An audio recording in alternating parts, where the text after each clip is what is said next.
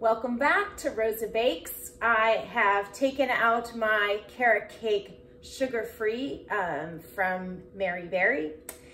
The result is not exactly what I hoped for. They came out slightly flat or very dense. Cooked through, yes. Two things of the issues here that I'll explain while I'm making my icing.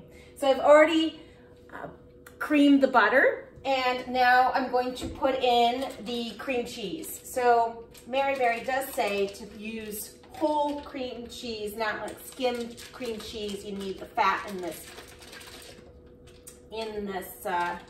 icing. So I have slightly more than 400 grams, but I put slightly more of the butter as well. That was 50 grams of butter. So I want to get this going and start the icing for this carrot cake.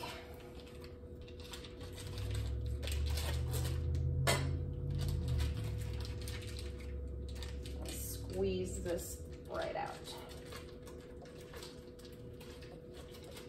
So there was a few problems that I encountered, that I made regarding the cake.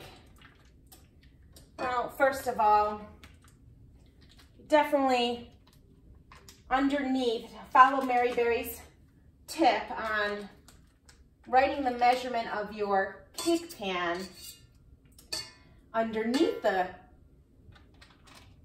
cake pan or underneath your baking sheet or what have you.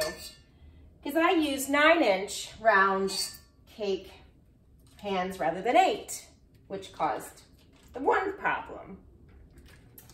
And the other thing I used that I didn't read carefully, comprehension reading, you know, I'll go hand in hand, I guess, is that I used all-purpose flour.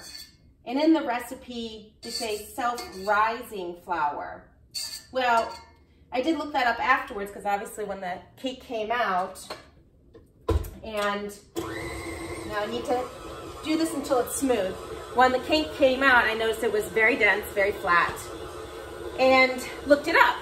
So self-raising flour already has the baking powder and the baking soda in the flour. It's already mixed in. So I should have followed the rule of every cup of flour, you have to add an additional amount of baking powder to baking soda to the flour mixture, and then go ahead and mix that into the dry ingredients more than the 2 teaspoons of baking powder that I had. So 2 things. Hopefully when you make this, you will not make that mistake.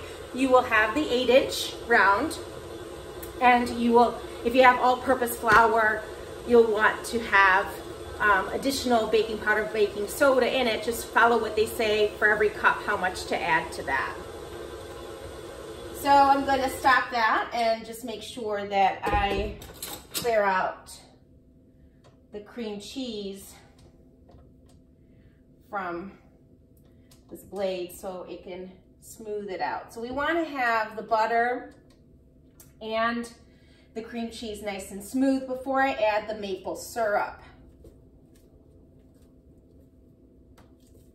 But you know, with all these little mishaps, which happen, you know, first time I'm making it, and again, first time I'm making it and you're seeing my mistakes, all the faults. I didn't have a team of people telling me otherwise, and no one's proofreading this for me.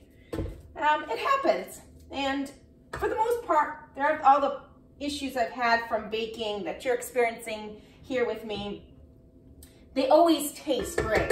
You can't, you know, they always taste fabulous. They may not look as great as they appear in the pictures. It just needs an extra time, another time of doing it, working out those kicks and, you know, learning, you know, trying, learning, doing that. I'm gonna go ahead and get that to mix a little bit more so it's nice and smooth, because this is the icing and I want to put that on, and then I'm gonna add in the maple syrup. So I'm gonna add slightly more. Like I said, I have a little bit more cream cheese. The 2 packages of cream cheese were a little more than 400 grams, and I added a little bit more butter, and I'm gonna add that tablespoon like she says, what, just maybe an extra teaspoon or a little extra. I'm not actually gonna measure this out. I'm just gonna go eye it. What the heck? It's flat cake anyhow, so what more could I possibly do to this cake? So this looks smooth, so I'm gonna add that table and a little bit more. And get that to mix in. So I will be back when I'm laying out that icing, and I'm gonna show you what I'm gonna try to do as flowerets on the top, because this is a cake that I'm going to serve to my parents for their anniversary. Stay tuned, I'm coming next.